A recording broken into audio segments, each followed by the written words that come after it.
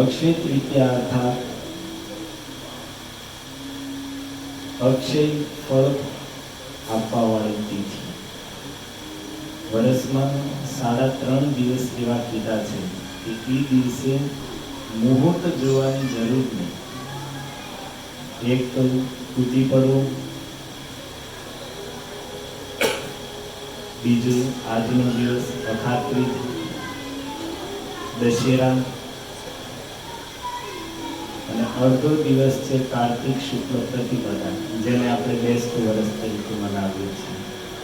તો આ 3.5 દિવસ એવા છે એ દિવસે મુહૂર્ત જોવાની જરૂર નહીં.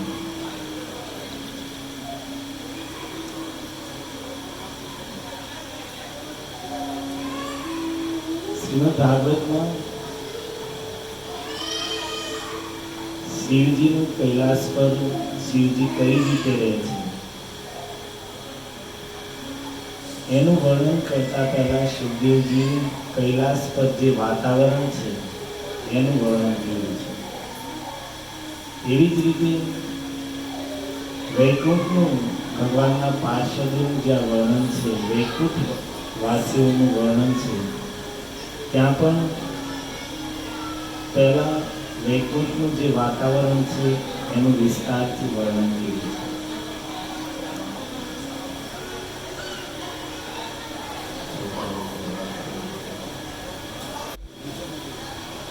વ્રજની વાત કરીએ તો વૃંદાવન, વ્રજભૂમિ, વ્રજવાસીઓના પ્રેમનું વર્ણન છે. વ્રજવાસીઓની જે જીવનશૈલી છે એનું વર્ણન છે. ત્યાં પણ પહેલા વ્રજનું જે વાતાવરણ છે, સુખદેવજી એનું વર્ણન કર્યું છે. વૃંદાવનનું શું વાતાવરણ છે, ગોવર્ધન, યમુનાજી, ત્યાંની ઋતુઓ, ગ્રીષ્મ ઋતુ, શરદ ઋતુ, વર્ષા ઋતુ, બધાનું વિસ્તારથી વર્ણન છે. આ બધી વાત બતાવે છે કે કોઈ પણ સ્થાનમાં રહેવાવાળા લોકોની ચેતનાનો આધાર, પ્રભાવ ત્યાંના વાતાવરણ સાથે સીધો હોય છે. કોઈ પણ સ્થાનમાં જેવું વાતાવરણ હોય એનો પ્રભાવ ત્યાં રહેવાવાળા લોકોની ચેતના પર ડાયરેક્ટ પડે. જે રીતે સ્વર્ગનું વર્ણન છે, વિસ્તારથી બલિ મહારાજ જ્યારે સ્વર્ગ પર આક્રમણ કરવા ગયા તો ત્યાં સ્વર્ગમાં કેવું વાતાવરણ છે એનું વિસ્તારથી વર્ણન કર્યું છે. પછી દેવતાઓની સ્થિતિ બતાવી છે. સ્વર્ગનું વાતાવરણ તો સ્વાભાવિક છે કે પુણ્ય ભોગવવાનું સ્થાન છે, અને એટલા માટે સ્વર્ગમાં ભોગોની પ્રચુરતા છે. અપ્સરાઓ સાથે વિહાર, સોમરસ પાન, વિમાનો, મહેલો, સુખ સુવિધા, ઐશ્વર્ય, ભોગોની કોઈ કમી નથી સ્વર્ગમાં. અને એટલા માટે ત્યાં રહેવાવાળા દેવતાઓના જીવન પણ વાતાવરણને અનુરૂપ ભોગ પ્રદાન છે. સ્વયં દેવતાઓએ ભાગવતના 5મ સ્કંદમાં સ્વીકાર કર્યો છે. ભગવાન સામે પ્રાર્થના કરતા કહે છે, પ્રભુ, ભજનનો શું મહિમા છે, ભક્તિનો શું મહિમા છે અમે જાણીએ છીએ, અને અમારી ઈચ્છા પણ છે કે અમે ભજન કરીએ, પણ છતાં અહીંયાની સુવિધાઓમાં, ભોગોમાં એવા ફસાણેલા છીએ કે ઈચ્છા હોવા છતાં આ સુખ સુવિધા, ઐશ્વર્ય, ભોગોમાંથી ઉપર ઉઠીને અમે ભજન નથી કરી શકતા. અતિશય ઇન્દ્રિય પ્રમુષ્ટા, ઇન્દ્રિયના વિષયો એટલા છે કે અમે અમારા મન આને છોડતા નથી. જે રીતે દુર્યોધન ભગવાન શાંતિ દૂત બનીને આવ્યા, ભગવાન દુર્યોધનને સમજાવે છે. દુર્યોધન કહે છે કે કેશવ, જાનાસી ને ધર્મમ ન ચ મે નિવૃત્તિ ન ચ મે પ્રવૃત્તિ, જાનાસી મે અધર્મમ ન ચ મે નિવૃત્તિ. એ કેશવ, હું જાણું છું ધર્મ શું છે પણ મારું મન એમાં લાગતું નથી. હું એ પણ જાણું છું કે અધર્મ શું છે પણ મારું મન એને છોડતું નથી. દેવતાઓની પરિસ્થિતિ છે. સ્વર્ગનું વાતાવરણ ભોગમય છે, વિષય પ્રધાન છે, અને એટલા માટે દેવતાઓ ચાહવા છતાં એમાંથી બહાર નીકળીને ભજન નથી કરી શકતા.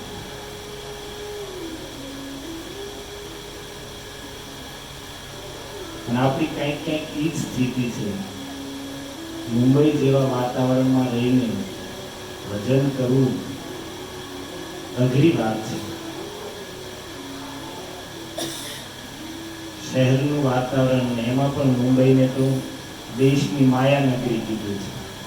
જ્યાં જોઈએ ત્યાં માયાના દ્રશ્યો છે, માયાના કાર્યો છે.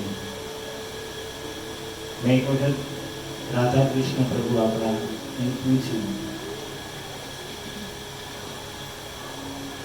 પ્રભુજી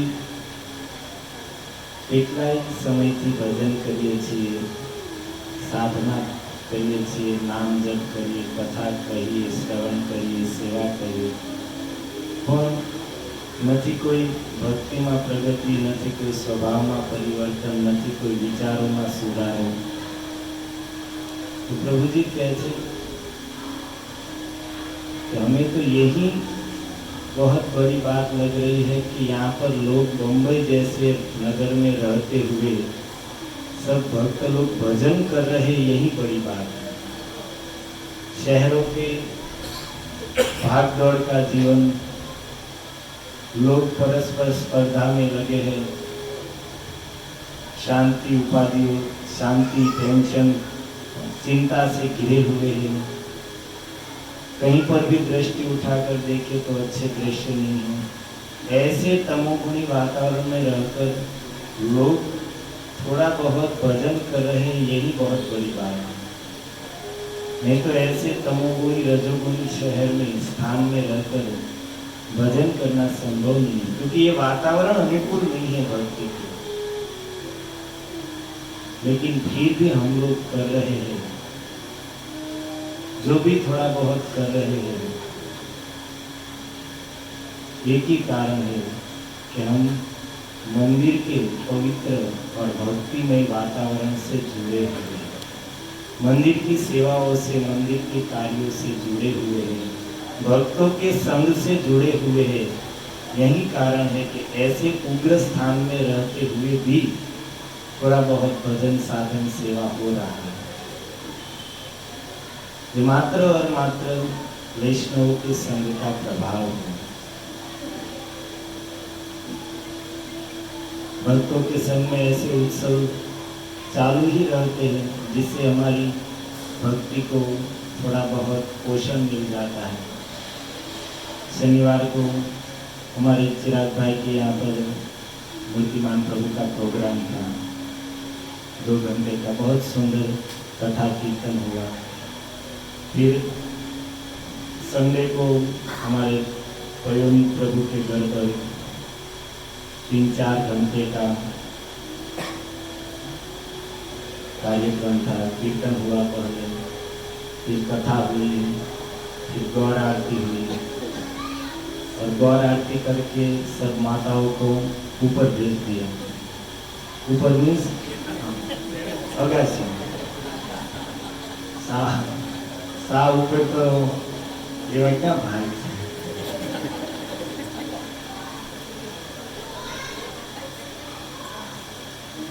श्रीदेवी माता जी અને હરિદ્વાર હતા.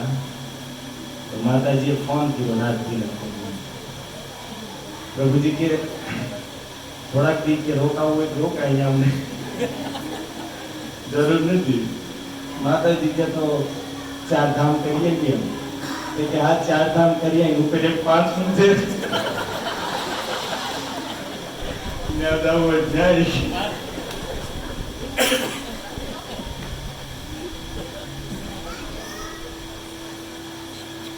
माताओं को टेरेस में प्रसाद के लिए भेज दिया, और बाद में हम सब लोगों ने कीर्तन किया है. शर्म छोड़ी પછી કોઈ વ્યૂ નહીં શરમ લાગે, બધા મન મૂકીને એમાં અમારા પરમ પ્રકાશ પ્રભુ સાથે, એટલે પછી તો.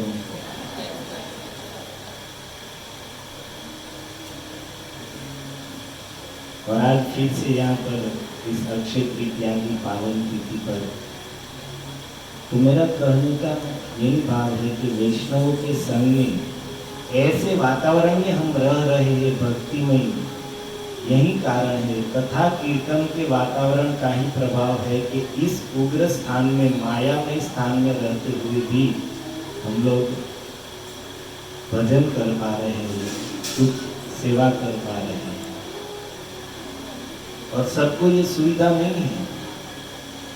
हम सब लोग जानते हैं कि हमारे साथ कई लोग अन्य संप्रदाय के भक्त लोग भी मार्केट से या व्यवहार से जुड़े हुए हैं। वो लोग यही कहते हैं कि आप लोग के पास कितनी सुविधा है। हम लोगों को कथा करानी है, प्रोग्राम करने हैं, तो हमारे पास न वक्ता है, न कीर्तन करने वाले हैं, और न ही कोई और व्यवस्था है। और आप लोगों के पास ये सब चालू ही रहता है। वक्ताओं की कमी नहीं है, कीर्तन करने वालों की कमी नहीं है। अब यहाँ पर ही देखिए प्रभु जी, परम पूज्य सुंदर कृष्ण प्रभु नीचे बैठे हैं, ऐसे वक्ता नीचे बैठे हैं। और कहीं तो स्क्वायर में है, निर्जन प्रभु है, परम प्रकाश प्रभु है, और कुलदीप प्रभु है।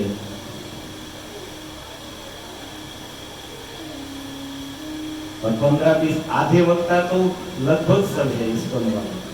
किसी भी को बोलिए 15-20 मिनट, आधा घंटा तो बोल देंगे। हमारे जनार्दन प्रभु अनाउंस करते हैं तो 2 घंटे कथा में जो बात कहना छूट गई है वो 5 मिनट में सार रूप में बता देंगे। ये सिर्फ और सिर्फ प्रभुपाद जी की शिक्षाएं और उसके ग्रंथों का प्रभाव है। ये तो मैंने हरिद्वार की कथा में कहा था कि पटेलना छोकराओने એવું ક્યાંથી સૌભાગ્ય હોય કે વ્યાસપીઠ ઉપર બેસી કથા કરે, કોઈ વિચારી નહીં કર્યો। પરંતુ પ્રભુપાદ મહારાજની શિક્ષાઓ, એના ગ્રંથો અને એની કૃપાનું જ આ કારણ છે કે આપણને લોકોને કથા, કીર્તન, ઉત્સવ મળતા રહે છે। निष्पक्ष थઈને विचार કરવામાં આવે કે કોઈની મુંબઈ, સુરત, દિલ્હી જેવા મોટા શહેરોમાં રહીને ભજન કરવું હોય તો ઇસ્કોન સંસ્થા સાથે જોડાયા વગર બીજો કોઈ વિકલ્પ નથી। તમે વૃંદાવન છો તો ગમે ત્યાં ભજન કરી શકશો, કોઈ ધામમાં છો તો ગમે ત્યાં ભજન કરી શકશો, અથવા કોઈ શાંત સાત્વિક વાતાવરણમાં છો તો ગમે ત્યાં એકલા પણ અથવા કોઈ પણ સંપ્રદાયમાં રહીને ભજન કરી શકશું। પરંતુ શહેરોનું જે વાતાવરણ છે ત્યાં રહીને ભજન કરવું હોય તો એની માટે ઇસ્કોન એક જ ઓપ્શન છે। કારણ કે આ જ એક એવી સંસ્થા પ્રભુપાદજીની કૃપાથી છે કે જેમાં ભક્તોનો ભરપૂર સંગ, કથા, કીર્તન, ઉત્સવ મળે અને ભક્તિને પોષણ મળતું। हम सब लोग बहुत भाग्यशाली हैं कि इस प्रकार ऐसे उत्सव में वैष्णव के संग में जीवन सार्थक कर रहे हो और कुछ भगवान के मार्ग में, अध्यात्म के मार्ग में प्रगति कर रहे हैं। और आज का दिन तो आप सब लोग व्हाट्सएप में सबने पढ़ लिया है कि आज क्या क्या हुआ है, आज की तिथि में कौन कौन से महत्वपूर्ण कार्य हुए हैं, वो सब जानते हैं। लेकिन हमारे लिए विशेष है कि आज हमारे यहाँ पर माया परिवार में भगवान नील माधव के रूप में प्रकट हुए। श्री श्री राधा नील माधव भगवान की जय। ब्रह्मा जी भागवत में बताते हैं, त्वं भाव योग परिभावित सरोज आस्ते सुपेक्षित पथो ननुनाथ पुंसां यद्यद्धियात् पूर्गाय विभावयन्ति तत्तद्वपुः सदनुग्रहाय। ब्रह्मा जी કહે છે કે હે પ્રભુ, તમે ભક્તોના ભાવપૂર્ણ હૃદયમાં આંખોના રસ્તેથી અને કાનના રસ્તેથી પ્રવિષ્ટ થઈને એના હૃદય કમળ પર વિરાજમાન થાય છે. ભગવાનને અંદર ઉતારવા માટે બે જ રસ્તા છે, આંખોથી દર્શન દ્વારા અને કાનથી શ્રવણ દ્વારા. ભગવાન કે સંસાર કોઈ પણ વસ્તુ અંદર લઈ જવા માટે આ બે જ રસ્તા છે, આંખેથી જોયેલું દ્રશ્ય અને કાનથી સાંભળેલી વાત. આનાથી જ ભગવાન પણ અંદર જઈ શકે અને સંસારે આનાથી જ અંદર જાય. બિલ્વમંગલ ઠાકુરે તો આ આંખો જ સંસારના દ્રશ્યોને જોઈને અંદર ભીતર ઉતારે છે અને પછી ભોગમાં ફસાવે છે. આ વાત સમજીને જ આંખો જ ફોડી નાખે. એટલા માટે બ્રહ્માજી કહે છે કે તમે ભક્તોના ભાવપૂર્ણ હૃદયમાં આંખ અને કાનના રસ્તેથી પ્રવિષ્ટ થાઓ છો અને યદ્યધિયાત ગુરુગાય વિભાવયંતી તત્તત્વપુઃ સદનુગ્રહાય. ભક્તો તમારા જે રૂપની ભાવના કરે છે, તમારા જે રૂપની સેવા કરવા માંગે છે, ઈ રૂપથી ઈ ભક્ત માટે તમે એની પાસે પ્રગટ થઈ જાઓ છો. અર્થાત જેવી રીતે યોગન પ્રભુ અદિતિ માતાએ ઈચ્છા કરી તો ઠાકોરજી એના ઘરે એની સેવા સ્વીકાર કરવા માટે રાધા નીલમાધવના રૂપમાં પ્રગટ. અને ભગવાન એટલા ભક્ત વત્સલ છે કે કોઈ ઘરમાં વિગ્રહ પધરાવ્યા હોય અને પ્રાણ પ્રતિષ્ઠા ન કરવામાં આવી હોય છતાં 3 વર્ષ સુધી ભક્તો દ્વારા સેવા કરવામાં આવે તો આપમેળે ભગવાન એમાં પ્રગટ થઈ જાય છે, વગર પ્રાણ પ્રતિષ્ઠા. એટલે ઘણી વાર આપણે વેમમાં ન રહેવું જોઈએ, સેવા કરતા હોય તો આપણને એમ થાય ક્યાં પ્રાણ પ્રતિષ્ઠા થયેલી છે એટલે થોડું ઘણું આમ તેમ ચાલશે. નહીં ચાલે ભાઈ. 3 વર્ષ થઈ ગયા છે તો ઠાકોરજી આપમેળે પ્રગટ થઈ જાય છે.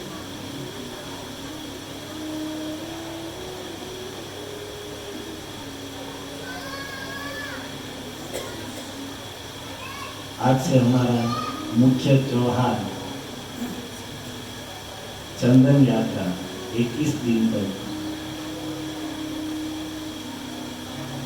हम सब लोग हर साल कथा सुनते ही हैं और मेरी इच्छा थी कि विस्तार से हम सुनेंगे कविराज गोस्वामी ने जो लिखा है, लेकिन इतना समय नहीं है तो सिर्फ 10 मिनट में जो कथा है आज की चंदन यात्रा की, अब सब भक्त लोग जानते हैं, हर साल सुनते हैं, लेकिन फिर भी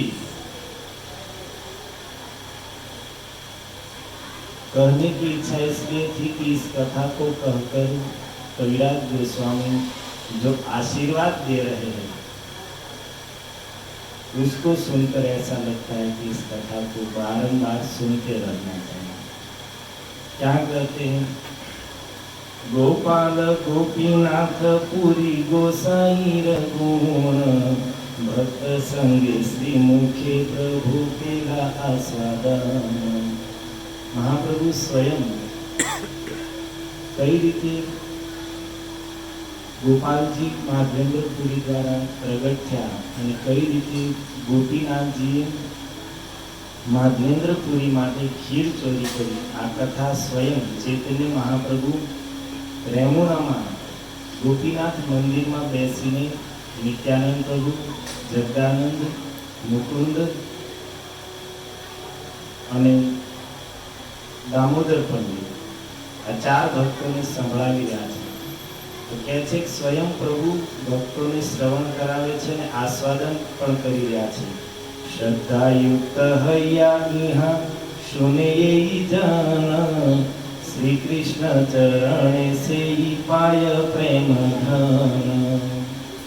કવિરાજ ગોસ્વામી કહે છે કે શ્રદ્ધાપૂર્વક જે આ કથા સાંભળશે શ્રી કૃષ્ણ ચરણે પાય પ્રેમ ધન, કૃષ્ણના ચરણોમાં એને પ્રેમની પ્રાપ્તિ થાય છે. અચ્છા, શ્રદ્ધા કોને કહેવાય? શ્રદ્ધા એને કહેવાય કે વારંવાર સાંભળવા છતાં એમ ન થાય કે આ તો આપણે સાંભળેલું છે. આનું નામ શ્રદ્ધા. નિત્ય નવીન નવીન. તો મહાપ્રભુ જગન્નાથપુરી જતા રેમુણામાં પહોંચ્યા. રેમુણા એ સ્થાનનું નામ એટલા માટે પડ્યું કે સીતાજીનું મન એ સ્થાનમાં રમી ગયું અને એટલા માટે નામ પડ્યું રેમુણા. ભગવાન રામચંદ્ર વનવાસ દરમિયાન અર્થાત અન્ય કલ્પની કારણ કે આ કલ્પમાં તો મહારાષ્ટ્રથી નાસિકથી સીધા દંડકારણ્ય એ રૂપ તો આવતો નથી, પણ કોઈ કલ્પની કથા અનુસાર ભગવાન વનવાસ દરમિયાન એ સાઈડ ગયા તો ત્યાંનું પવિત્ર વાતાવરણ જોઈને સીતાજીનું મન રમી ગયું. અને એમાં પણ એક દિવસ ભગવાન સીતાજી સાથે પર્વતની ગુફામાં બેઠા છે. વર્ષાનું વાતાવરણ છે, ગોપ લોકો ગાયો ચરાવે છે અને વૃંદાવન જેવું વાતાવરણ છે. ગોચારણનું દ્રશ્ય જોઈને ભગવાનને દ્વાપર યુગની લીલાનું સ્મરણ થઈ ગયું, તો ભાવમગ્ન થઈ ગયા. સીતાજીએ પૂછ્યું કે પ્રભુ, તમારું ઈ રૂપ દ્વાપર યુગનું જે તમારું સ્વરૂપ છે, મને એના દર્શન કરાવો. તો ત્યાં ભગવાને પોતાના તીરની નોકથી પર્વતની શિલાને કોતરીને એનાથી સુંદર એક વિગ્રહ રૂપ બનાવ્યું પોતાનું ગોપીનાથ. અને પછી એને જ બ્રહ્માજીએ સ્થાપિત કરીને સેવા ત્યાં ચાલતી આવી અને એનું નામ જ ગોપીનાથ. અને પછી ભગવાને માધવેન્દ્રપુરીજી સાથે માટે ખીરની ચોરી કરી તો નામ પડ્યું ખીર ચોરા ગોપીનાથ. માધવેન્દ્રપુરી પાસ વૃંદાવનની યાત્રા કરતા હતા. એ સમયે ગોવર્ધન પરિક્રમા કરતા કરતા જ્યારે ગોવિંદપુર પર પહોંચ્યા તો ત્યાં બેસીને વિશ્રામ કરતા હતા. ગામની થોડી સ્ત્રીઓ ગોવિંદપુરમાંથી જળ ભરવા માટે આવી. જોયું કે મહાત્મા ભૂખ્યા છે. તો સ્ત્રીઓ ત્યાંથી વહી ગઈ. પણ થોડા સમય પછી એક બાળક માધવેન્દ્રપુરીજી પાસે આવે છે. બહુ સુંદર રૂપ હતું, ભગવાન જ બાળકના રૂપમાં હતા. અને પુરીજીને કહે છે, આ લ્યો દૂધ તમારી માટે લાવ્યો છું. તમે ભૂખ્યા કેમ રહ્યો છો? માગીને કેમ નથી ખાતા? કોનું ધ્યાન કરો છો? અને અહીંયા કોઈ ભૂખ્યું રહેતું નથી. આ મારો પ્રદેશ છે અને તમારી જેમ કોઈને અયાચક વૃત્તિ હોય, વગર માંગે જે કાંઈ મળે એ ખાઈ લે. એ કોઈ નાની વાત નથી, આપણને સાંભળવામાં નાની લાગે, પણ એક તો સંન્યાસી, નહીં ઘર, નહીં મંદિર, નહીં ઝૂંપડી, કાંઈ નહીં. અને એમાંય તે વગર માંગે જે મળે એ ખાઈ લેવું. અને કોઈ ન દીધું તો અને ન જ દે. અત્યારે તો થોડીક સુવિધા, થોડીક વ્યવસ્થા છે, કોઈ ભૂખ્યો ન રહે, પણ એ સમય એવો નહોતો 500-700 વર્ષ પહેલા.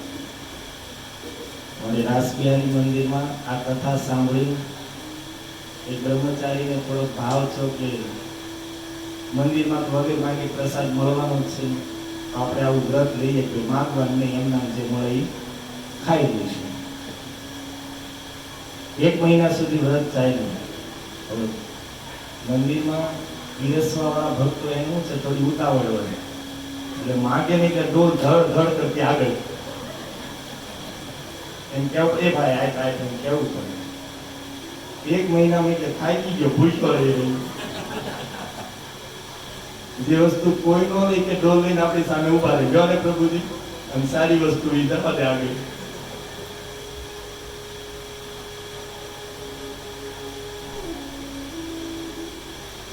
ભગવાન કહે છે કે આલ્યો આ દૂધ, મારે ગાય દોવાનો સમય થયો છે, હું જાઉં છું અને વળતા પાછો આવીશ ત્યારે પાત્ર લઈ લઈશ. એ બાળક ત્યાંથી વૈયા ગયા. માધવેન્દ્રજીએ દૂધ પીધું, અદભુત એનો સ્વાદ હતો, પણ એ બાળકનું રૂપ એના મનમાં વસી ગયું. પ્રતીક્ષા કરતા હતા ક્યારે બાળક પાછો આવે, પાછા હું એના દર્શન કરું. મધ્યરાત્રિ થઈ ગઈ. માધવેન્દ્રજી બેઠા બેઠા નામ જપ કરી રહ્યા છે. એવામાં એને તંદ્રા આવી થોડી, અર્થાત જોતું આવ્યું. અને એ સ્થિતિમાં એ બાળક હતા એ સ્વપ્નમાં આવ્યા. તો ભગવાન શ્યામ સુંદર જ હતા. અને માધવેન્દ્રજીને કહે છે કે માધવેન્દ્રજી, ચાલો હાથ પકડી માધવેન્દ્રપુરીજીને ત્યાં એક કુંજમાં લઈ ગયા અને કીધું કે અહીંયા હું કેટલાય દિવસથી છું, મારા સેવકો મને અહીંયા મૂકીને વયા ગયા છે અને ત્યારથી હું તમારી પ્રતીક્ષા કરું છું, ત્યારે માધવપુરી આવે અને મારી સેવા કરે. તમે મને અહીંયાથી બહાર કાઢીને સેવા કરો. મારા શરીર ઉપર તાપ લાગ્યો છે તો ઠંડા જળથી મારો અભિષેક કરો. માધવેન્દ્રજીની આંખ ખુલી તો પહેલા તો બહુ દુઃખી થયા કરી, ભગવાન મારી સામે આવ્યા અને હું ઓળખી ન શક્યો. ગામના લોકોને એકત્ર કરીને સ્થાન પર ગયા, ખોદાઈ કરવામાં આવી તો સુંદર ભગવાનનું સ્વરૂપ વિગ્રહ ત્યાંથી પ્રગટ થયા, જેનું નામ હતું શ્રી ગોપાલ ગિરધારી. બધા લોકો બહુ પ્રસન્ન થયા.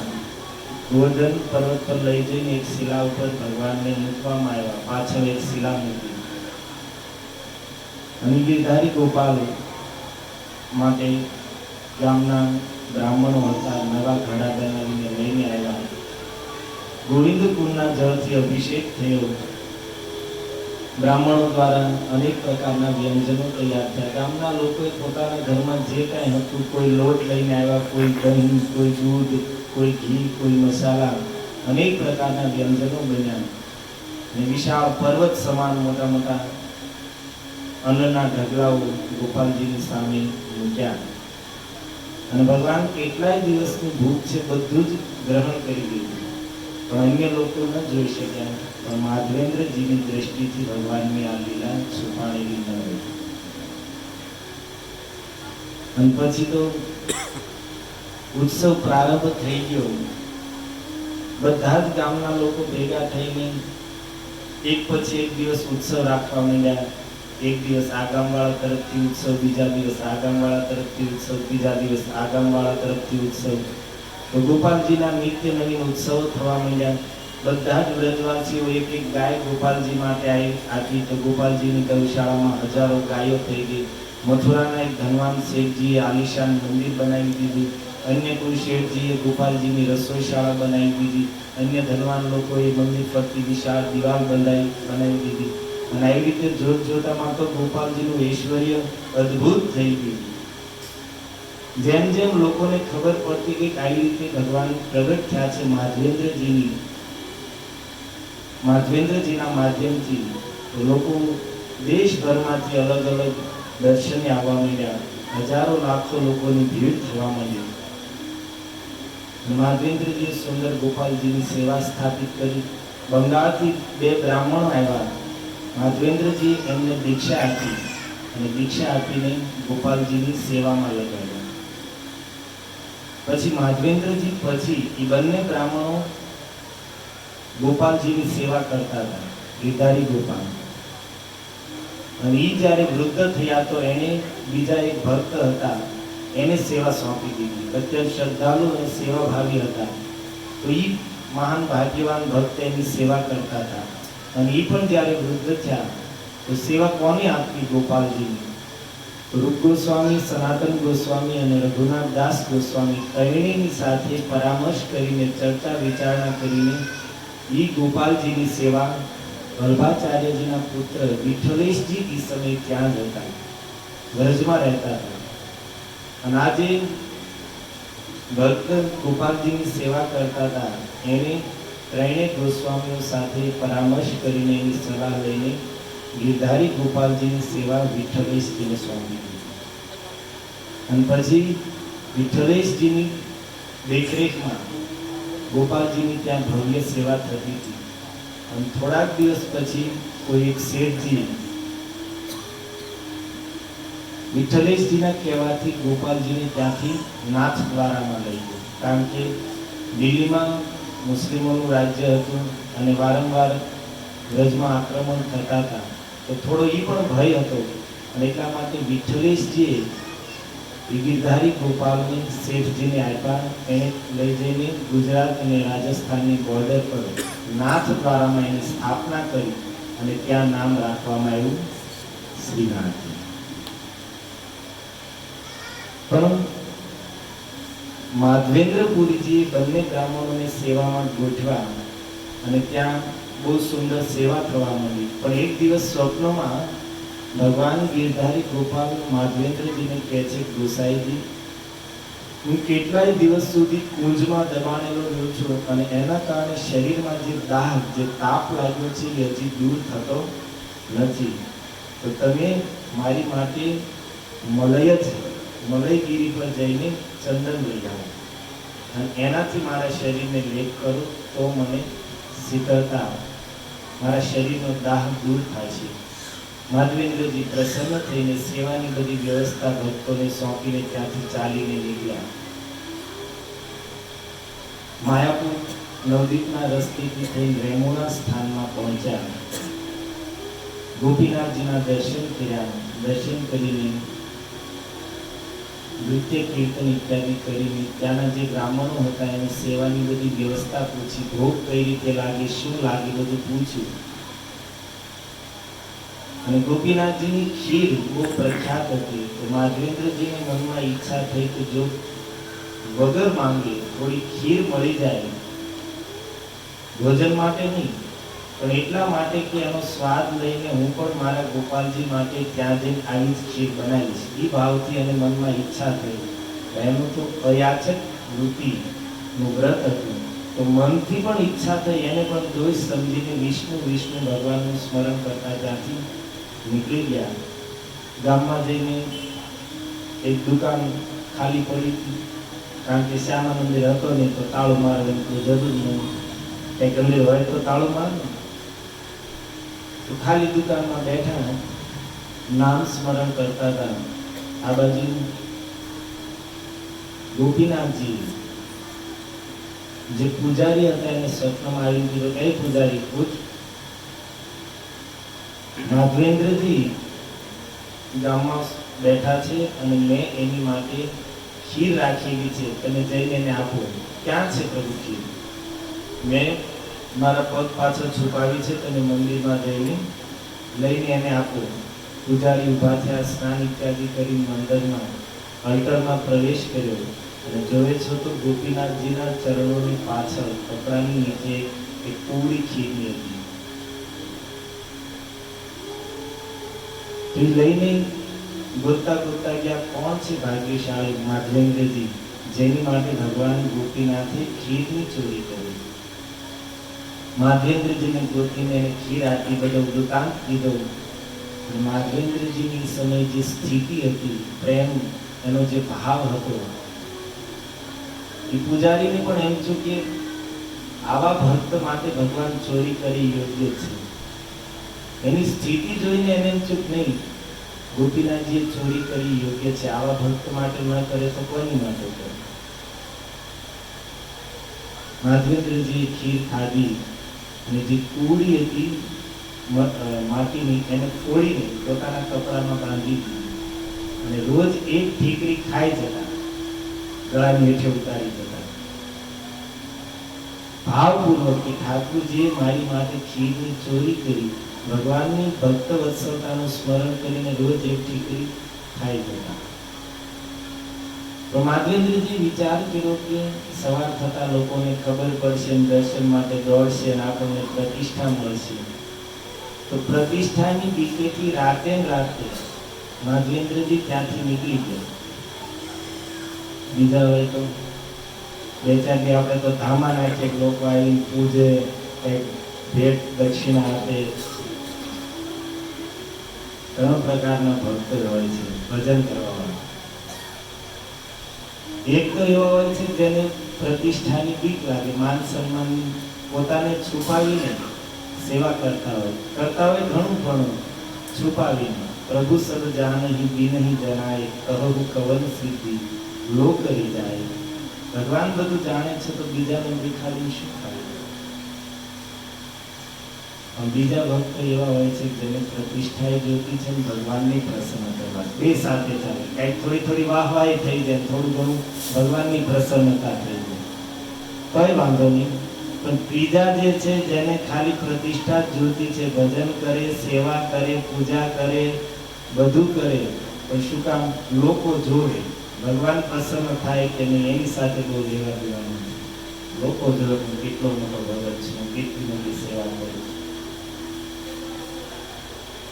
પણ ધન્ય છે માધવેન્દ્રપુરી પાર પ્રતિષ્ઠાની દીપે ત્યાંથી રાતોરાત નીકળી ગયા.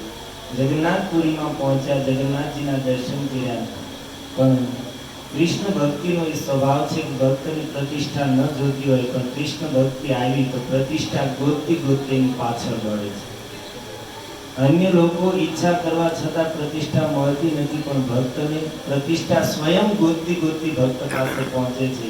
માધવેન્દ્રજી ત્યાં પહોંચ્યા ત્યાં તો વાત એ પહેલા જગન્નાથપુરીમાં ફેલાઈ ગયેલી. માધવેન્દ્રજી માટે ભગવાને ગોપીનાથજીએ ખીરની ચોરી કરી. માધવેન્દ્રજીને એમ થયું કે અહીંયાથી પણ વયો જાવ, પણ પછી વિચાર કર્યો કે નહીં, ગોપાલજી માટે ચંદન લઈ જવાનું છે.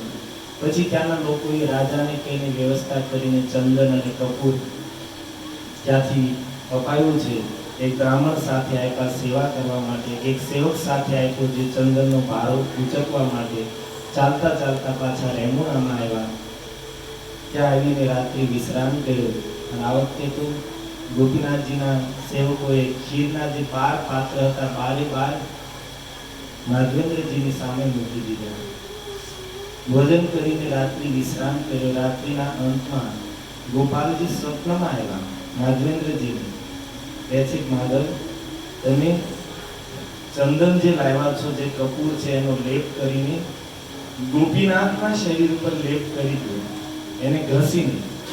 મારામાં અને ગોપીનાથમાં કોઈ અંતર નથી, અમે બંને એક જ છીએ. તમે ગોપીનાથના શરીર ઉપર ચંદનનો લેપ કરશો તો મારા શરીરને આપમેળે શીતળતા મળી જશે. કારણ કે ભગવાન પણ ભક્ત વત્સલ છે. માધવેન્દ્રજી પાસે રસ્તામાં અનેક ઘાટીઓ ઉપર કર ચૂકવવાના હોય, પૈસા નથી, મલેચ્છોના શાસન છે, અહીંયા છે કે એટલો બધો ભાર લઈને આવવામાં એને તકલીફ પડશે. તો એ વાત ઉપર વિચાર કરીને ભગવાને એને ત્યાં જ ગોપીનાથજીને ચંદન લગાવવાનું કીધું. સવારમાં ઉઠીને માધવેન્દ્રજીએ ગોપીનાથજીના સેવકોને વાત કરી તો બધા પ્રસન્ન થઈ ગયા કે વૈશાખના ગરમીના દિવસો છે તો ઠાકોરજીને ચંદનનો લેપ કરવામાં આવશે તો ભગવાનને તો શીતળતા મળશે ને આપણે ઉત્સવ થઈ જશે. તો 21 દિવસ સુધી ચંદન ચાલ્યું ને ત્યાં સુધી રોજ ગોપીનાથજીના શરીર ઉપર ચંદનનો લેપ થતો અને ઉત્સવ થતો.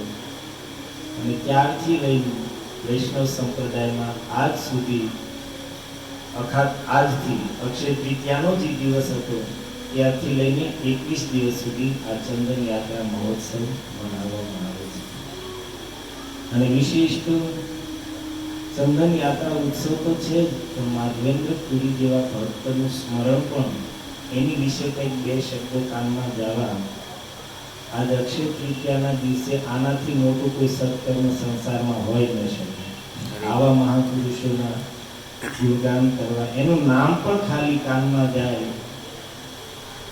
મહાપ્રભુએ ભૂરી ગુણગાન કર્યા છે માધવેન્દ્રપુરીજીના. આપણી સંપ્રદાયનું પ્રથમ પ્રેમ ભક્તિનું બીજ લાવવાવાળા માધવેન્દ્રપુરીજી છે.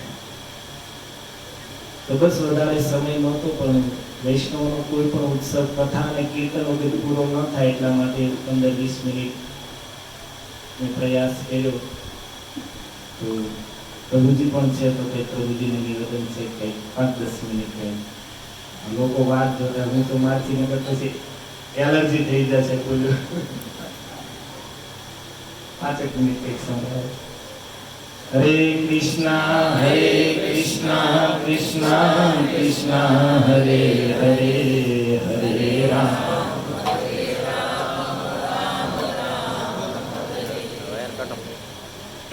હરે કૃષ્ણ. ધન્યવાદ વંશુધર પ્રભુજી. સરસ આજની અક્ષય તૃતીયા પાવન તિથિ શ્રીપાદ માધવેન્દ્રપુરીનું સ્મરણ કરાવ્યું.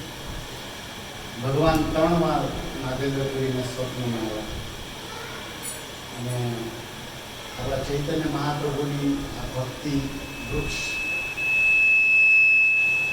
પરંપરામાં માધવેન્દ્રપુરી કલ્પવૃક્ષ. તમને એક પ્રશ્ન પૂછું કે નિકુંજમાં, નિવૃત્ત નિકુંજમાં જ્યાં કેવળ રાધા અને કૃષ્ણ હોય અને રાધારાણી ઈશારો કરે કે હે લલિતા વિશાખા બતાવો, તો રાધારાણી સ્વામીજીનું આજ્ઞામાં ભગવાને ઊભા થઈને આપે કે તમે બેહો. તો રાધારાણી કે બધા આવું મતલબ કૃષ્ણ આવું, કારણ કે વૃંદાવન રાધારાણીનું છે, કુંજ રાધારાણીનું. તો ભગવાનને રાધારાણી હાથ પકડે તમે બેસો, બાકી બધા આવો. બધા કુંજમાંથી ગયા જાય. હવે બે છે યુગલ હતા ને, રાધા અને કૃષ્ણ. પરસ્પર મિલ કે જબ દીકરે વૃંદાવન કી ગલી. વૃંદાવનમાં જુગલ એટલે બધા ગૂગલમાં પડ્યા છે, પણ અહીંયા જુગલ નયને હેરી કો સદા યુગલ જુગલ રૂપ બધા આવું. તો તમે વિચારો કે બધા જ કુંજની બહાર છે. હવે લલિતા સ્વરૂપ દામોદર છે, વિશાખા રાય રામાનંદ છે, આ બધા તમે આમ જોડીને પાર્શ્વની વાત કરો, બધા જ બહાર છે. કોણ છે અંદર? રાધારાણીએ કીધું કે તમે બધા કુંજની બહાર વયા જાઓ, કૃષ્ણને હું બે જ છે. તો બધા આજ્ઞા પાલન કરીને વયા ગયા, પશુ પક્ષી બધા. એક વ્યક્તિ છે,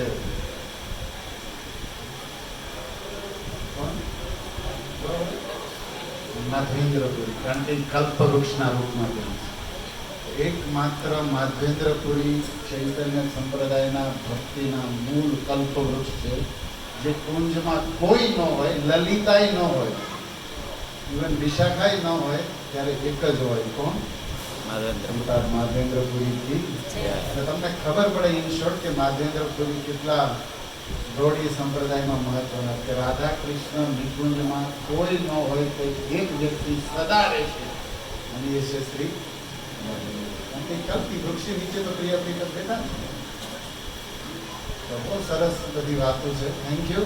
આપ સૌ પ્રેમથી પધાર્યા અને આનંદ લીધો. હવે જેની વાટે આપણે છે મૂળ કામ મહાપ્રસાદ, અમુક તો ચાલુ થઈ ગયા મિત્રો. તો હવે પ્રસાદ લઈશું અને અહીંયા 10 મિનિટ કીર્તન કરવાવાળા કરશે, પણ પ્રસાદની વ્યવસ્થા ચાલુ રાખે. તો માતાઓ પ્રસાદ પાછળથી વડીલોને પહેલા ચાન્સ આપે, અને અમુક પ્રભુજીઓ લઈએ છીએ. મને નથી, બધા હારે, 2 જણા હારે લઈએ છીએ, જેવી જેનું કામ. ઓકે. હરે કૃષ્ણ હરે કૃષ્ણ કૃષ્ણ કૃષ્ણ હરે હરે હરે રામ હરે રામ મહાપ્રસાદમ થી તો શૃંગાર થઈને ઠાકોરજીનો ઉપર નહીં લાવવામાં આવે. તમે જાઓ ત્યારે નીચે દર્શન કરતા જજો, કારણ કે મેં કીધું કે ઉપર સુવિધા નથી, હવે નીચે જ રહેશે. પ્રવચન પૂરું થાય એટલે અનાઉન્સ કરી અને પછી કીર્તન. હરે કૃષ્ણ.